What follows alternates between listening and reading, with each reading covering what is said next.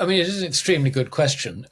I think the people who are talking about Bitcoin don't actually understand the relationship between money and credit. We never ever.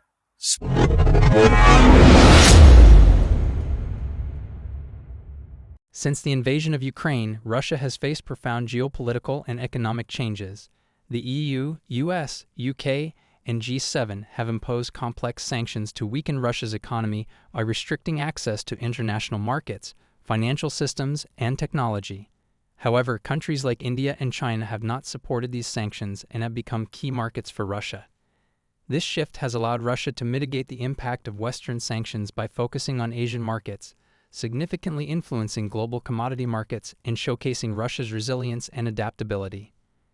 Economically, Russia has performed remarkably well despite the ongoing conflict and sanctions imposed by Western nations. Alasdair Macleod highlights that one of the central challenges for the Russian economy has been maintaining the ruble's value. The Central Bank of Russia has responded to this challenge by setting high interest rates, around 16%, to prevent the ruble from depreciating. This high interest rate reflects a lack of confidence in the ruble rather than fundamental economic weaknesses. Alasdair predicts that Russia will likely adopt a gold standard in the near future.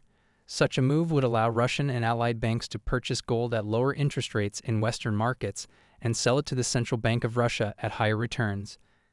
This strategy would enable these institutions to earn significant profits in gold, thereby bolstering Russia's financial reserves and enhancing its economic stability. The BRICS nations are also actively discussing a new trade settlement currency backed by gold. This proposed currency would likely consist of 40% gold and 60% other currencies, requiring a shift to a gold standard for effective operation. If implemented, this could lead to the widespread adoption of gold standards throughout Asia, fundamentally altering the global economic landscape. The adoption of gold standards by Russia and other BRICS nations could weaken Western financial dominance, creating a more balanced global economic order.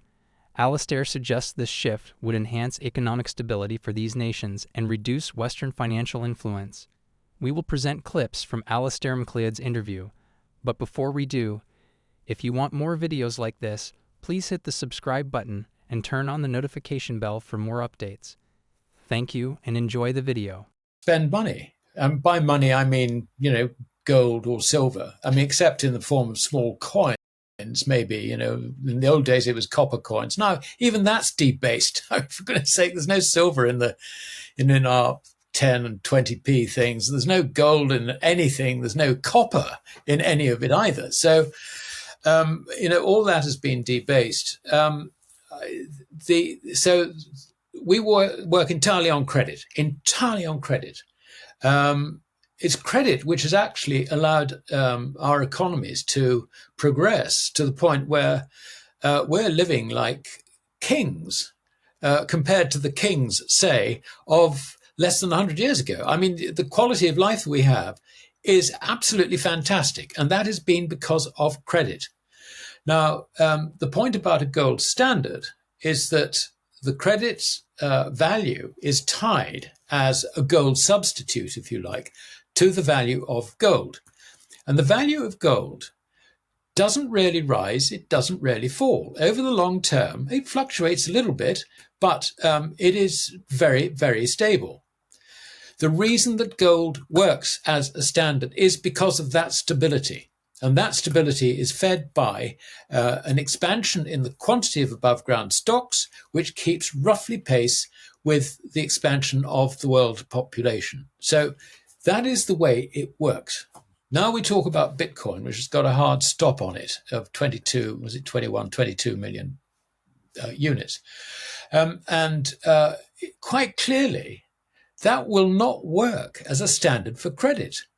I mean, can you imagine, let's say you have this wonderful idea, you're going to build a shoe factory because, you know your business, you know the shoe market, you know what people are likely to want in, say, 3 years' time, which is how long it will take you to put the factory together with all the machinery, the skills, the expertise, the management team, whole caboodle, okay?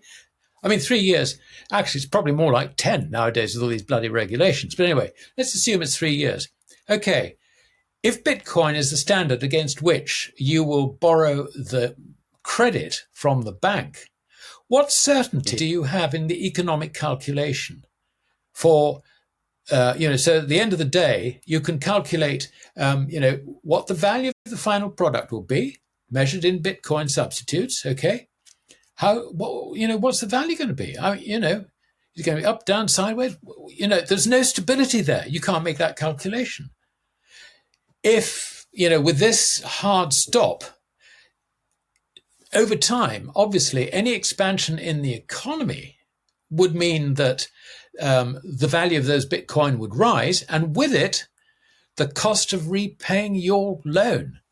Or even if you've got your Bitcoin, or whatever, if you have the credit in order to do it already, then you're looking at a situation where you're looking at a return on capital. You're not going to get a return on capital. It's going to be a negative return. In other words, it does not work. It really does not work. There is a further problem with this, and this is a legal problem. The Romans actually set out the law about, if you like, the difference between something which is, a mutuum and something which is a deposit. And basically, the way it works in English law, I'll say in English law, and I think it's true in all other laws as well, is that if you have, let us say, a work of art on your wall, someone steals it, and you can identify that work of art. Someone bought it off the thieves or bought it through an auction, not knowing it had been stolen. It's still your property, and there is absolutely no compensation whatsoever. I mean, this is the basis in which Jewish families who were robbed by the Nazis in the Second World War have been recovering their art, and possessions. Now, money is different. Somebody, let's say, steals your wallet, and your wallet's full of lovely notes and all the rest of it. You take that wallet down to a shop and goes and buys cigarettes, booze, whatever with it. You have no right of action to recover your notes from the shopkeeper, okay? Now, you would think that Bitcoin acts as money, but there's a big question here. It's actually identified, every bit of it is identified as if it was a work of art by the blockchain. We know what the ownership of that is. We know the history of ownership. Right, let me put an idea to you. Let us assume that the Bitcoin which you bought through an exchange was previously owned by someone who, as far as some government was concerned, acquired it through, by stealing it, or the proceeds of crime, or tax evasion, or whatever, and then comes and claims that off you. Now you've really got no alternative but to submit those back. And the question then is, would you get compensation or not? I think probably the answer is not, because of the legal precedents. Anyway, it's not something I would like to put to the test. So that's my view on Bitcoin. It doesn't work practically. And also there is this big legal question over the status of... Yeah, absolutely. I mean, the problem with this, of course, is that, quite some time ago, I saw a statistic that 70% of the employed workforce lives paycheck to paycheck. In other words, they don't have any savings. They can't put anything aside. Mm. And that makes it even worse because, rising interest rates, rising mortgage rates and all the rest of it's already squeezing them very, very badly. I mean, as to your point about people getting behind on their mortgage payments, it's going to become a question, I think, of, individuals are going to have to manage the relationships with their building societies and all the rest of it. I mean, building societies and banks, as you rightly point out, are going to be constructive on this. I mean, it's the old story, owe £100 to the bank and, you've got a problem. Owe £1 million to the bank and the bank's got a problem. That's really what that's what it boils down to, with everybody being in the same boat.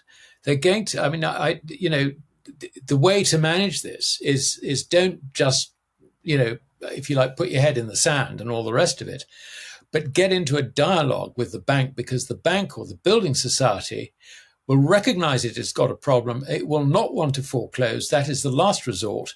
And, when this begins to snowball into even greater numbers, it's not even going to be a last resort. The whole system will have to be underwritten by the government, in effect.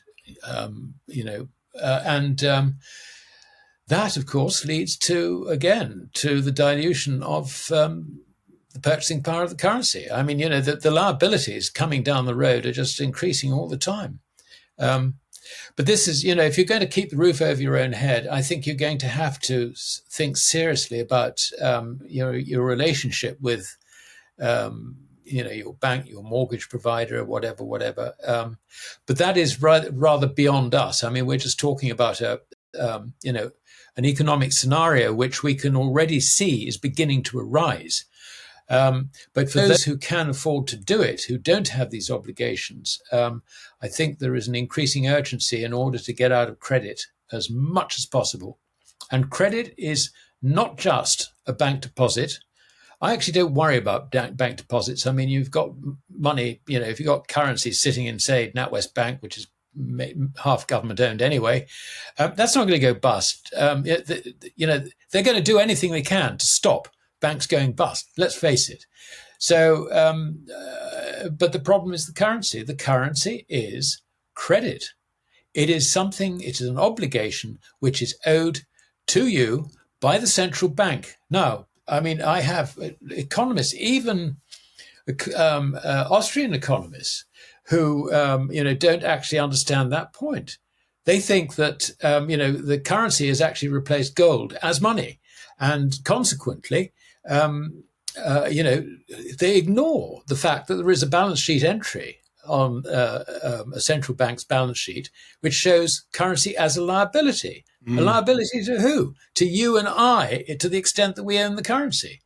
So that is credit. It is credit with a counterparty, and that counterparty is going to dilute your currency because of the obligations which that counterparty now has. This is going to be, I mean, it's whichever way you go, it is destructive of fiat currencies, and it is the ending of the fiat currency era, hoving into quickly. And I mean, I say sort of 15% because that's what we went to. We had 3 gilts issued in the middle of the 1970s, the 15s, 15 and quarters, and the 15 and a halves of 98. That sort of coupon is absolutely inconceivable with debt to GDPs, in America's case, of 130%. In our case, 100 and bit percent. France, 120? Italy, 144? Japan, I mean, for goodness sake, 260 plus. So this is, it is. I think we're looking at the end of the road for the fiat currency system. I can't really come to any other conclusion. And there is nothing the Fed can do about it. I mean, the idea that the Fed controls interest rates, no longer. I mean, you and I have been around long enough. We know old hands in the city, who will tell you that the market always wins out in the end. And it will again. It's something which the current crop of investment managers, economists, investment strategists, and all the rest of it have completely forgotten. The global financial landscape may shift if Russia moves towards a gold standard. Such a decision could strengthen the ruble, stabilize global commodity markets, and reduce reliance on fiat currencies, challenging the dominance of the U.S. dollar. This move could enhance Russia's economic stability while prompting broader discussions about the future of monetary systems worldwide. Share your thoughts on Alasdair's prediction in the comments section below. Also, make sure to like this video, subscribe to the channel, and turn on post notifications for more videos like this. Until next time.